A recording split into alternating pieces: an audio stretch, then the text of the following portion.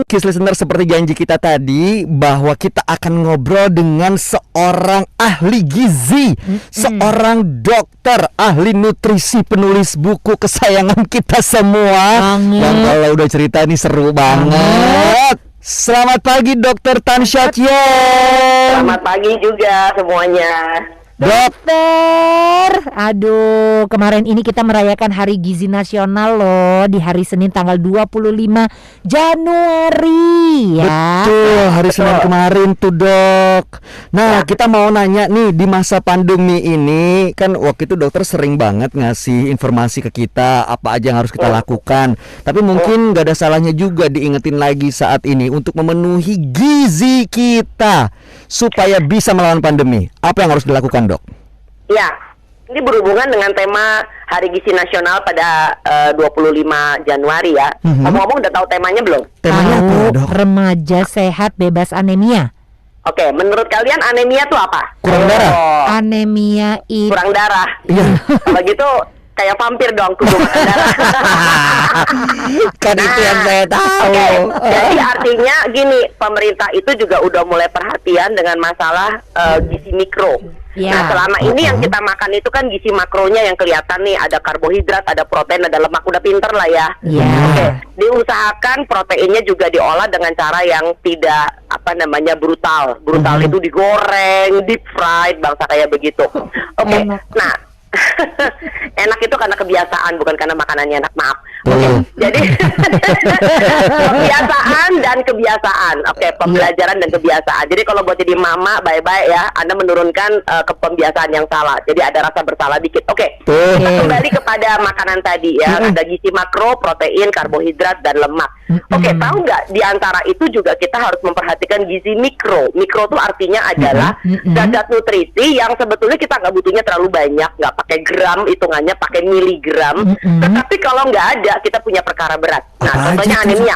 Nah, misalnya titik beratnya adalah anemia. Nah, anemia itu akan dibagi dua nih. Ada anemia karena kekurangan zat besi, ADB namanya anemia defisiensi besi, atau yang non ADB. Nah, barangkali kita bisa tahu nih, selain kita udah pinter nih dengan makanan yang sehat, misalnya ayam, ikan, telur, sayur, buah, tempe, tahu, whatever lah ya, udah pinter kan? Nah, tahu nggak yang kaya dengan zat besi itu yang mana aja? Ayo, pelajaran SD. Bayam. Apalagi? Terus udah gitu Sama jemur matahari. Ngaco, orang zat besi dari matahari. Oke. Bukan salah. Kalau nggak ngerti namanya bukan salah. Oke. Jadi banyak orang berandai-andai bahwa zat besi itu ada di semua makanan yang pokoknya kalau dari kecil kita diajarin angkanya banyak. Kayak misalnya ati ayam udah tahu pasti lah ya. Lalu kemudian berbagai macam kacang-kacangan, berbagai macam sayur. Nah, ini berkaitan dengan tren diet zaman sekarang anak muda yang gaya-gayaan pengen jadi vegetarian, vegan, dan plant-based diet. Ya. Nah, saya agak khawatir karena apa? Nah, ini dia bicara tentang gizi mikro. Salah satunya adalah defisiensi zat besi. Tolong diingat bahwa walaupun di atas kertas kelihatannya bayam itu zat besinya bombastis, kacang-kacangan zat besinya gede banget ya. Semua sayur hijau zat besi. Tapi tolong diingat, sumber nabati itu adalah jenis besinya namanya non-hem. Apa itu non-hem? Hewan apa itu? Baiklah. Non-hem itu adalah jenis besi yang tidak terlalu mudah untuk bisa kita serap. Nah, kemampuan tubuh untuk menyerapnya tuh kecil banget dibandingkan dengan sumber hewani. Tambah ilmu ya. Sumber hewani itu kan tidak selalu dari daging merah. Kan lagi mahal nih, kontroversi lagi nih. Daging sapinya import. Apa sih kita nggak import? BTW. Oke, anyway. Orang menantu aja kadang-kadang import. Astaga, dokter. Jadi yang nggak import itu adalah kita punya segala macam jenis ikan. So nggak boleh takut makan ikan. Ikan adalah salah satu sumber zat besi yang lumayan. Lalu kita punya segala macam jenis ayam ya kan. Ayam itu kita masih bisa pakai ati ayamnya. Nah, ini terutama bagi ibu-ibu, calon ibu nih ya, calon mama. Dan kita bicara tentang 1000 hari pertama kehidupan manusia, yaitu sejak bayi dikandung sampai dengan usia 2 tahun. Karena ini kaitannya lagi dengan stunting. Nah, sebab kekurangan zat besi, problemnya adalah maka transportasi oksigennya tentu tidak baik. Karena apa? Yang membuat oksigen bisa tertransport ke seluruh tubuh manusia supaya kita bisa mikir, bisa kerja, bisa tumbuh, nggak stunting, itu adalah hemoglobin. Nah, Hemoglobin itu erat kaitannya dengan si oksigen. Kalau hemoglobinnya rendah karena dia anemi, otomatis oksigennya tidak tertransport dengan baik. Jumlahnya pun kurang. Nah, siapa aja nih sabotasenya? Sabotasenya ada lagi. Nah, tolong diingat bahwa nomor satu adalah pemahaman atau literasi yang sangat rendah. Nah, itu yang kita takutkan dengan bangsa kita. Gampang banget dibully, gampang banget dikadalin orang. Ikut-ikutan tren pola-pola diet orang asing. Ya kan? Oke, nah itu dia. Jadi itu sebabnya kenapa remaja, ibu hamil, ibu menyusui, anak sampai dengan usia remaja, udah deh. Jangan pakai diet-dietan, sosok gaya plant-based diet segala macam. Kita nomor satu, kita butuh protein hewani, itu nomor satu. Nah, yang kedua, nah ini dia, sabotase penyerapan zat besi. Zat besi itu akan terhalang sabotasenya kalau lu rajin ngopi. Oh gitu.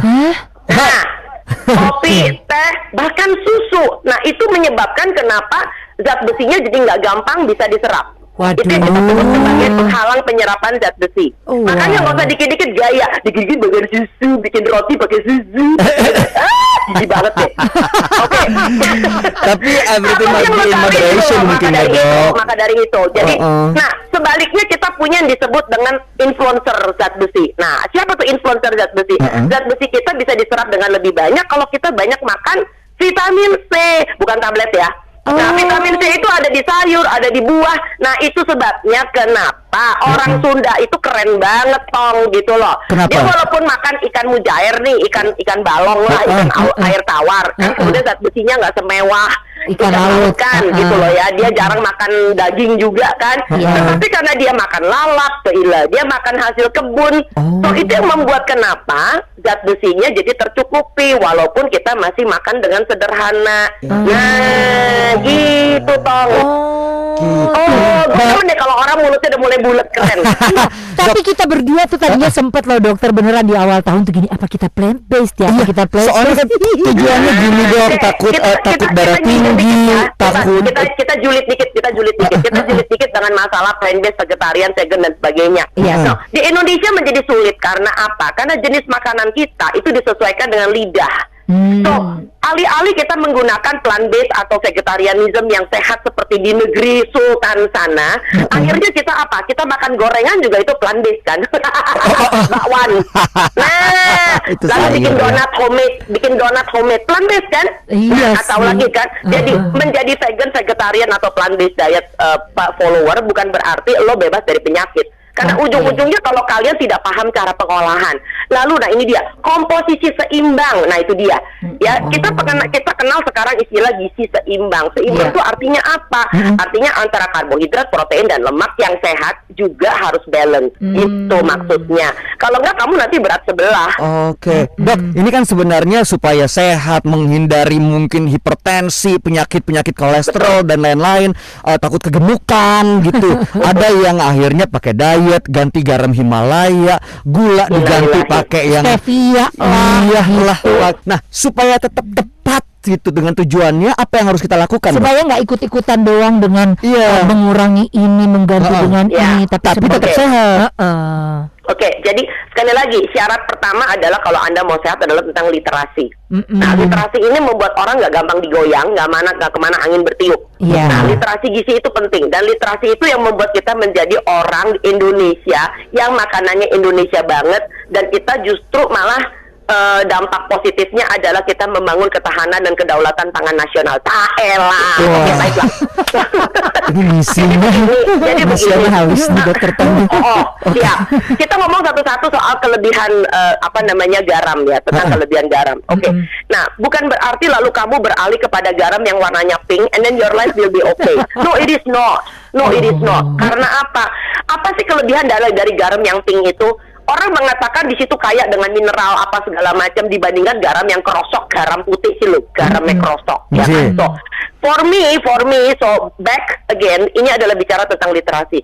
Sebetulnya orang pengen ngedapetin mineral itu datang dari mana sih? Nggak dari garam lagi, Tong. Lu mau makan berapa kilo garam gitu loh.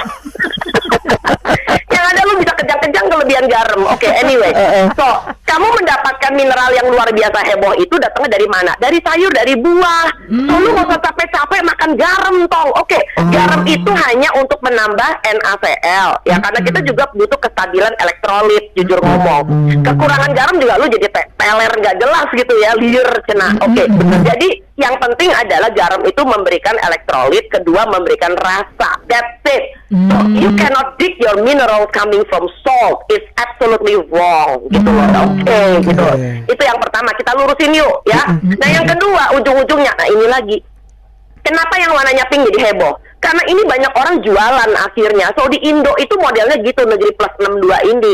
Begitu ada yang jualan, rame pisan tong, gitu loh ya. So apapun yang ngomong, oke, begitu yang ngomong selebrita, begitu yang ngomong orang-orang yang hobi seperti itu, menurut saya itu tidak bertanggung jawab, please deh, ya. Begitu pula dengan superfood. Nah, itu superfood yang lain-lain tuh, dari salmon, dari chia seed, ada almond, gitu loh. Apa sih yang lo cari gitu loh? Seperti misalnya kayak salmon gitu, katanya Anda mencari omega 3. Lo tau nggak gara-gara orang makan salmon kebanyakan, jadinya tuh Victoria Beckham, keracunan merkuri, tong. Astaga. Nah, makanya itu gunanya kenapa melek. Nah, karena apa? Ikan-ikan laut besar yang besar banget dan gede itu cenderung memang untuk menimbun merkuri lebih banyak. Nah, satu hal lagi, orang Cina nih, orang Cina punya hobi, karena gue Cina jadi gue tahu. So, orang Cina itu punya hobi makan sup sirip.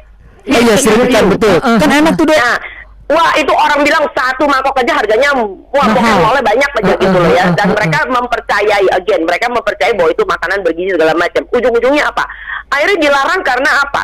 Justru ikan-ikan hiu itu juga mengandung merkuri cukup tinggi. Jadi sirip ikan hiu itu ditengarai sebagai biang keladi kenapa keracunan merkuri itu menjadi mungkin ya. Jadi udah deh, lupakan yang kayak gitu. Kita punya ikan kembung. Kembung adalah grup dari mackerel. So mackerel itu omega 3-nya lebih tinggi daripada salmon. Jeng.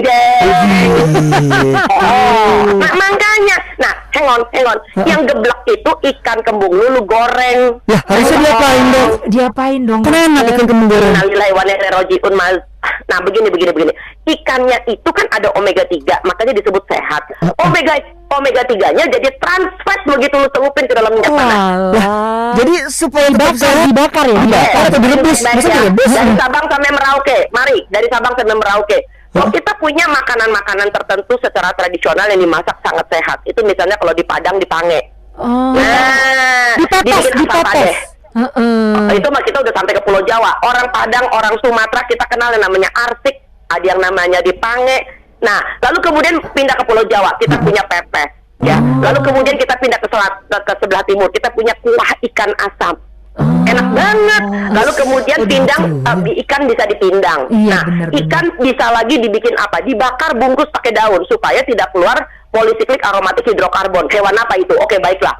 Itu jadi efek dari memanggang, membakar di atas api langsung, lalu kemudian kayak di-grill gitu kan, atau kemudian digoreng, itu menimbulkan protein itu dengan si pemanasan tinggi menimbulkan karsinogen namanya polisiklik aromatik hidrokarbon. Astaga. Itu makhluk apa? Banget loh, baru tahu banget. Maka dari itu, jadi baliklah kita kembali kepada khasanah nasional yang udah terkenal banget. Itu memelihara kita punya leluhur umurnya cukup panjang. Apalagi kalau ditambah dengan pengetahuan sanitasi, higiene. Aduh, umur orang Indonesia bisa panjang banget, bener deh. Saya cuma khawatir satu hal. Urusan penyakit menular nggak kelar-kelar. Begitu cara makan kita salah, penyakit tidak menular, PTM, non-communicable disease, itu makin membludak. Itu ngerinya bukan main loh. Wah, ini menyeramkan sampai akhirnya ada orang nggak bisa divaksinasi hanya karena hipertensi. Kanker kan? Nah, orang hipertensi di Indonesia sebentar, itu bukan karena dia kelebihan garam loh. Kenapa tuh jadinya? Bisa jadi kelebihan garamnya bukan dari makanan yang dia makan sebagai lauk, tapi jajan. Nah, itu dia. Tahu nggak kalian, makanan kemasan itu tinggi gula, garam, dan lemak. Dan itu musuh besar buat gizi Indonesia. Makanya jadi dibutuhkan suatu kelurusan hati, keluhuran akhlak untuk bisa sama-sama yuk kita bangun bangsa ini. Jadi jangan sampai ada beberapa orang yang begitu serakah, punya industri, punya keahlian teknologi pangan, but then orang-orang kayak gini nggak ngeliat kelanjutannya seperti apa sih di lapangan, gitu loh. Oke. So itu penting banget buat kita. Baik, terakhir Dok. Jadi Yes. Terakhir kan kemarin hari Senin hari gizi, ini minggu ini kita ngebahas soal gizi. Pesan dari dokter secara singkat buat kita semua nih berkaitan dengan gizi. Apa yang harus kita lakukan? Terakhir, Dok. Oke, yang terakhir saya cuma ngomong, sehat itu murah, yang mahal itu kalau sakit. Wah, Oke, iya benar juga itu sih. tuh benar banget Iya, sih. jadi makanlah apa yang ada di tanah air kita, makanlah apa yang tersedia secara lokal, Iya. ya. Tanah air itu, tanah air kita membentang dari Sabang sampai Merauke. Tentu kebiasaan makan orangnya tidak sama. Yang saya sedih adalah sekarang disamain apa produk-produk industri dari Sabang sampai Merauke kita samain. Jadi Iya. itu yang akan menutup kenapa orang Indonesia tidak lagi makan singkong karena udah ada keripik singkong. Ya, orang Indonesia tidak lagi makan ubi, singkong, kentang, jagung, talet, ganyong, kimpul, garut karena apa? Diganti sama mie instan. Iya. Ya kan? Iya. Nah, kita berdayakan juga warteg. Nah, kan katanya warteg 50% udah mulai gulung tikar tuh di Jabodetabek. Nah, sebetulnya bantuan sosial itu bisa diterapkan kalau seandainya kita menerbitkan voucher. Vouchernya apa? Bukan untuk vouchernya nggak bisa dibelikan untuk makanan-makanan instan, tapi bisa dibelikan untuk makanan jadi, Yes. terutama bagi orang-orang yang sedang isolasi dan sebagainya. Iya. So itu akan menggerakkan ekonomi lokal juga karena si wartegnya tentu akan beli dan jualan. Tuh baik. bener juga Jadi ya. udah deh kita tuh ya sebelum ikutin diet ini itu plant based mau ganti garam Himalaya segala macam. Sebenarnya kita makan-makan aja apa yang sudah ada sekarang. Iya. Betul Ya makanan banget. Indonesia yang khas tuh. Betul. Yang ada dari Sabang sampai Merauke kan makanan kita sehat-sehat tuh, Bay. Udah. Yang penting cara pengolahannya yang harus diperhatiin ya. Betul, dan juga memperkaya diri dengan pengetahuan atau literasi tentang yaitu gizi sebetulnya. Siap kalau begitu. Aduh, dokter. Ada rencana untuk jadi ikut pilkada atau apa gitu, Dok? Enggak, Kita begitu kayaknya gue jadi pilkada, gue jadi memihak. Enggak boleh. I will stay neutral, I will stay for this nation. Oke, baru mau pilih dokter kalau dokter nyalek atau nyalek. Jangan. Siap kalau begitu, terima kasih banyak Dokter. Terima kasih banyak, senang rasanya untuk bisa berbagi. Ya, thank you dokter, jangan kapok. Sama-sama. Sehat selalu. Nggak bosan. Oke, Sehat sampai selalu, ketemu. Dok. Oke, See you. dadah. Bye.